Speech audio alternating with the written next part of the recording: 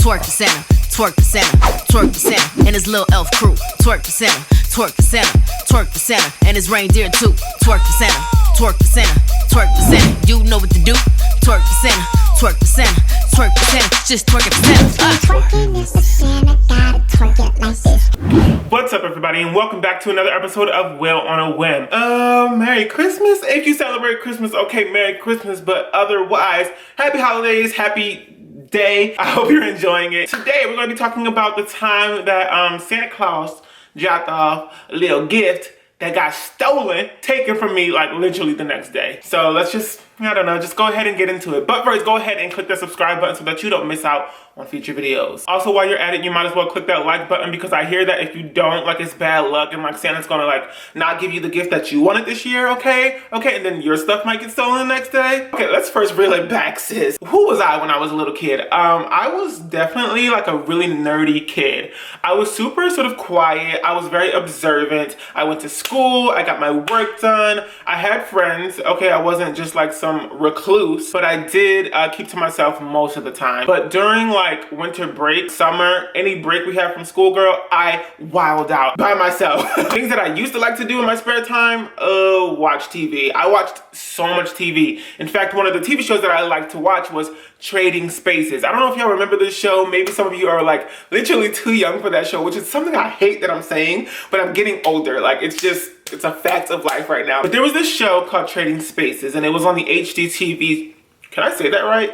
HGTV, not the HDTV, girl, because we ain't had those back in the day. Basically, they would take, like, two neighbors or two friends and then make them go into each other's houses for a week and redo their bedroom. It was, like, kind of a nightmare. Like, people would go in and, like, not even know their neighbor or not even know their friend well enough to know exactly what those rooms should look like in the end. And so we would get, like, people cursing out the TV host. Y'all messed up my room. Like, this looks a hot mess. Like, change it. Like, I didn't sign up for this. And other times people would love it. I love this show. Okay, don't get me wrong. I was obsessed with it. But then I felt over time when I was watching, I was like, I'm, like, literally 7 years old, like, watching this, like, grown-up show about old people, like, like, swap houses. Why was I watching it? But then, sis, okay, they came out with the Trading Spaces Kids, and I was like, I was so hyped. I was like, lit. Okay, now I don't have to watch adults do each other's rooms. Kids will literally go into each other's houses and, like, redo rooms. And that was great because it was like they used their little kids' imagination, and it was sort of like,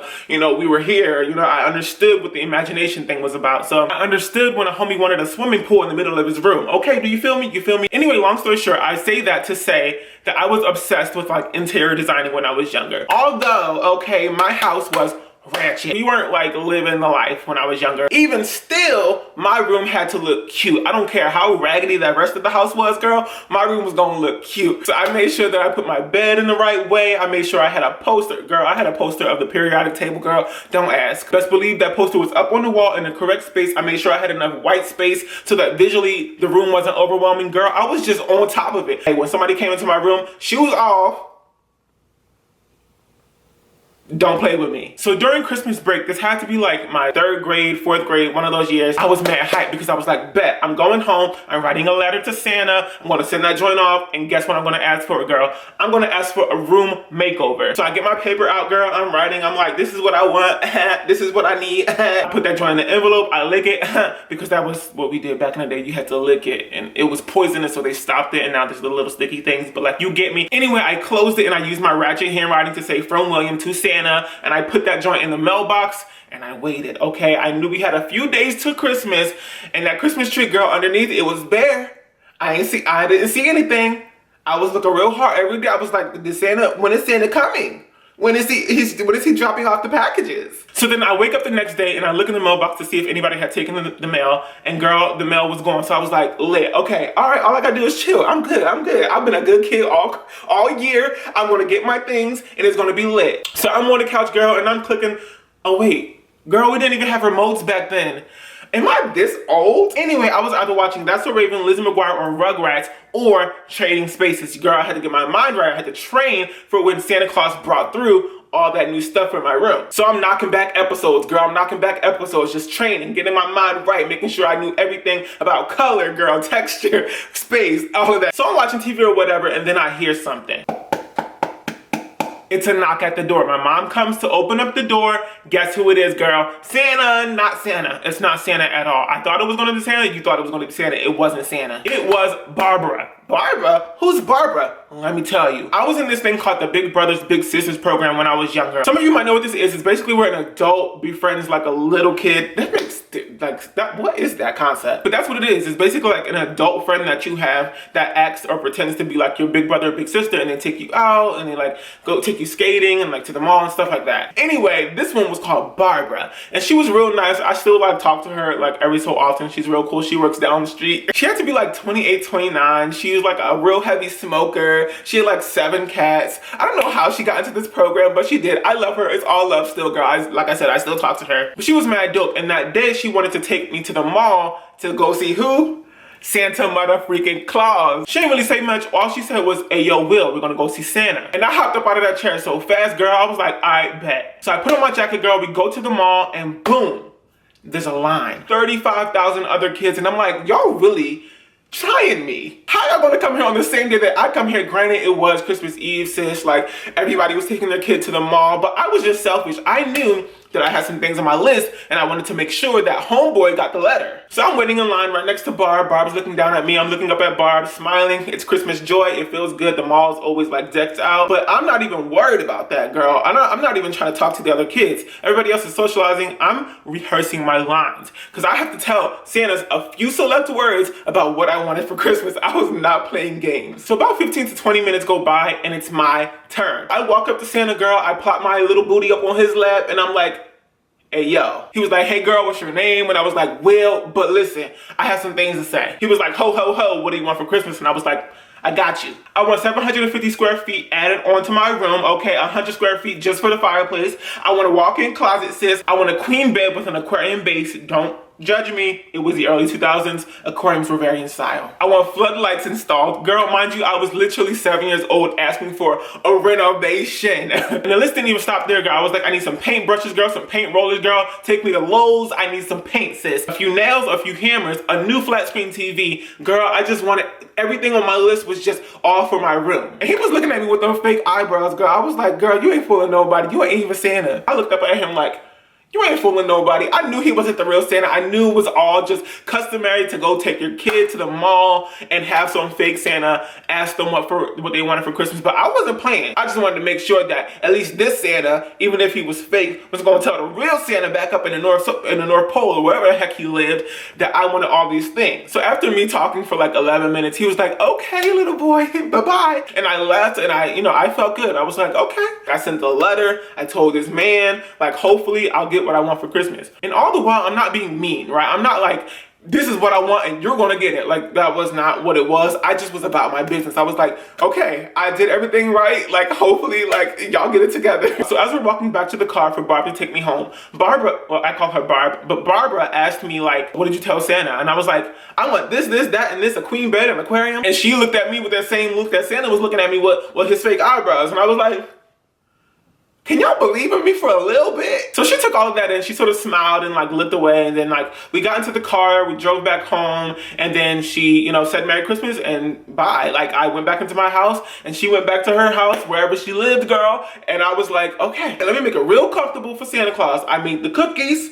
I put the milk out. I made everything perfect and nice. I cleaned up the living room. I made sure everything was cute. Meanwhile, I'm still looking at that tree like I don't see nothing under there. But it's all good because I know I did everything right. And sometimes, Santa don't come when kids are looking at him. Okay, you have to sneak up on him. So I was like, okay, I'll just pretend I'm asleep. That way Santa Claus will come through. So my room is right next to our stairs. We had a 2-story house, and our rooms were at the top, and like the living room and the kitchen, everything else was downstairs. The stairs were right next to my room. So I would like, every so often, like literally every hour, I would go and like hoist myself down like Spy Kids 3 girl, look through my staircase and like look through like there were like little bars on the, like, what do you even call it? What do you call those bars? I don't know, they're just like wooden sticks attached to the rail, and you could like see through, right? So I would hoist myself down like the first couple of steps and like peek to see if anybody had put out gifts.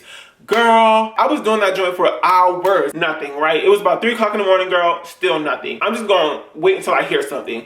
Maybe some reindeer, girl, would do the electric slide on the chimney upstairs, and like maybe I'll hear something, and then Santa Claus will plop down through the chimney, and like I'll figure it out from there. So I'm sitting there in the dark looking like, and my eyes just start to get heavy. I'm getting real drowsy. It's 3 o'clock in the morning, and I fall asleep. The next thing that happens is that I get a nudge on the shoulder, and I, blink open my eyes a couple of times, and it's my mom. And my mom is like, somebody's here. And I'm like, so I pop up out of the bed, girl. I put my little slippers on, and I run down the stairs real quick. And guess who it is? Not Santa. It's not Santa. It's Barbara. Barbara's here again. And I'm like, Barbara, girl, what are you doing?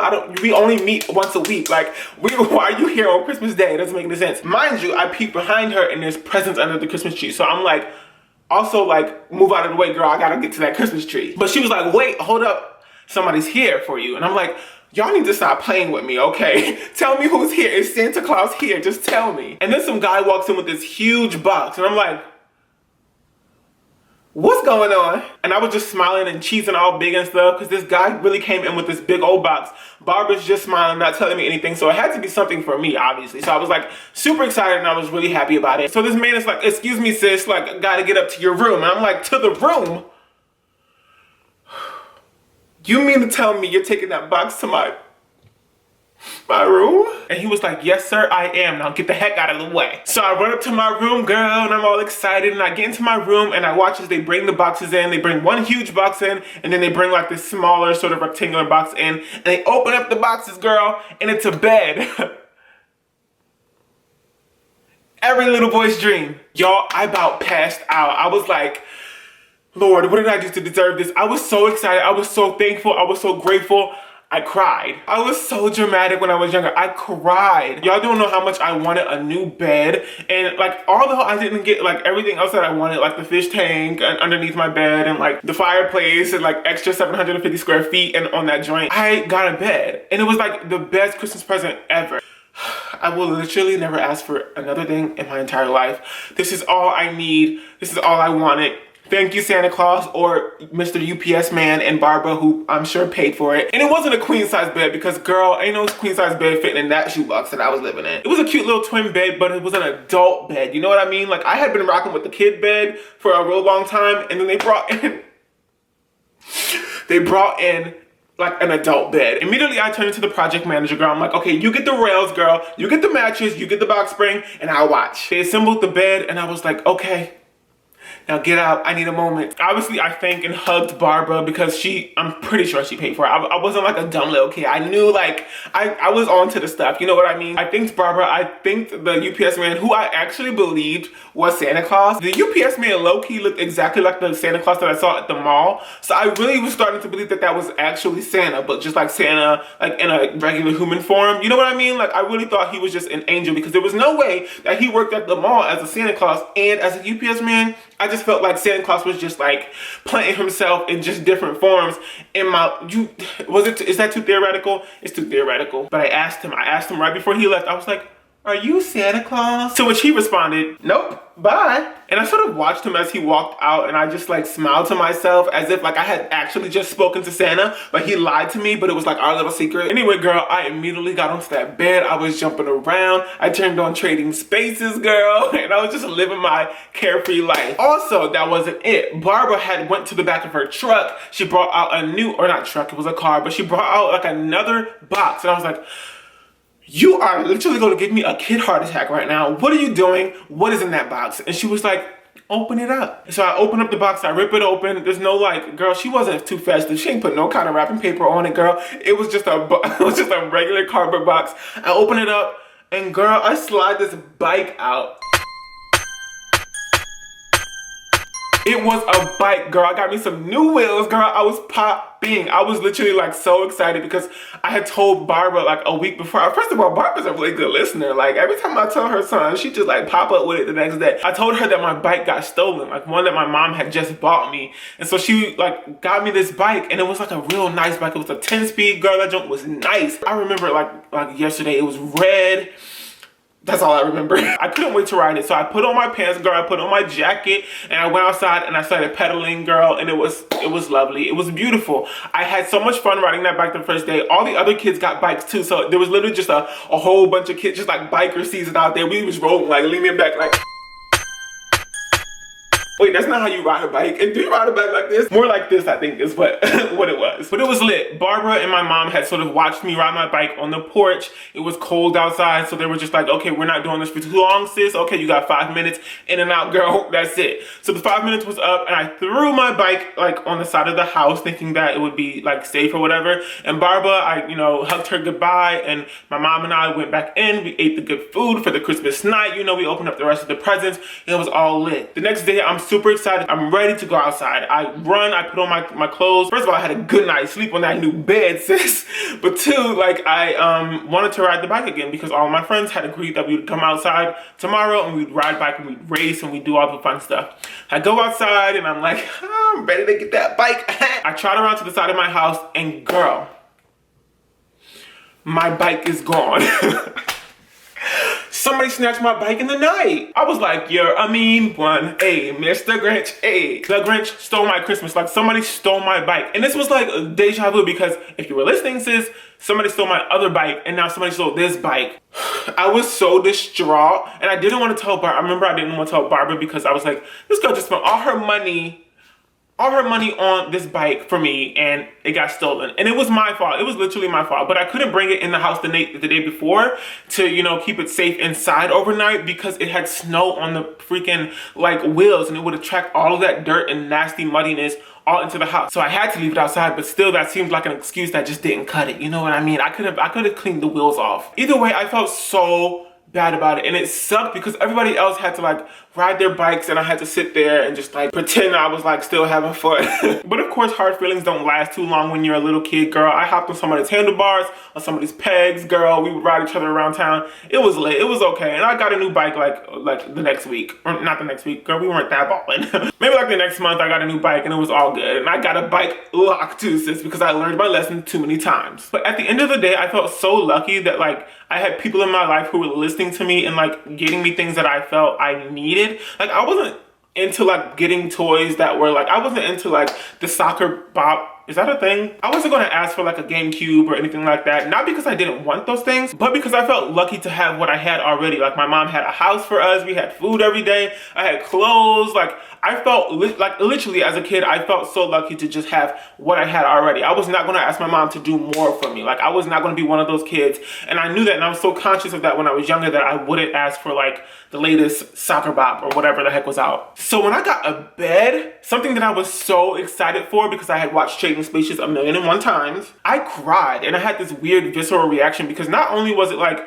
I'm so thankful and grateful for these people to give me these things and I'm like, girl, I'm 7 years old and like I said, I was over dramatic, but also I felt like at that time I was really wanting to be creative and I wanted to like draw, paint, I wanted to design a room, I wanted to do all these things and I felt like them buying me that was their sort of like affirmation in me wanting to like be creative, whereas like I felt as a young boy in like the early 2000s, girl, I wasn't supposed to be creative. I was supposed to be like construction worker. Like I feel like that's what every young boy has to aspire to, is like a construction worker. But even now, girl, I don't want anything to do with the construction site unless it's the work from home video by Fifth Harmony. So I felt grateful all around that people just like cared about me enough to like buy me a bed. And I knew that was a big purchase because like I said, I watched Trading Spaces, girl, and they had a budget, sis, and the budget was like $1,000, sis. And like I knew a bed didn't cost just like $10. So I was super thankful for it all. So the moral of the story is to love yourself, love the people around you, make sure you're being kind, be thankful and grateful for what you already have, okay? So this Christmas, girl, I haven't really celebrated Christmas in a long time. Like I haven't had like an actual Christmas in a really long time. I don't ask for gifts at all. Like I don't expect anything. Usually what I ask for is for people not to give me anything because I just feel like that their presence in my life usually is going to be a gift. Like if you're in my life and you're I speak to you on a regular occasion, girl, then you are probably like a gift to me, and I value you as a gift. You don't have to buy me anything. I'm just grateful for like having people in my life that care about me, that I can go to whenever I need help, and I'm grateful to be able to do the same thing for them. So I hope you all got something from this story. I hope I didn't come off as a little brat, okay, when I was younger. And I hope that you find, even if you might be having a bad day or a bad week or a bad month, bad year, sis, that you can be grateful for just having the potential, right? The potential to have a greater life, a better day, whatever it may be. So take those words, take them wisely. If you like this video, go ahead and give it a big old thumbs up. And if you want to stick around and be my homie, go ahead and click that subscribe button. Don't forget to follow me on Facebook, Twitter, Instagram, and Snapchat. I'll see all of you back here real soon for another episode of Will on a Whim. But until then, bye. Santa Claus be making rounds all before Christmas Day. He be at parties, malls, and even parades. But with so much work, I don't know how he does it. But this twerk I'm about to give him gon' be his Christmas present. Twerk for Santa.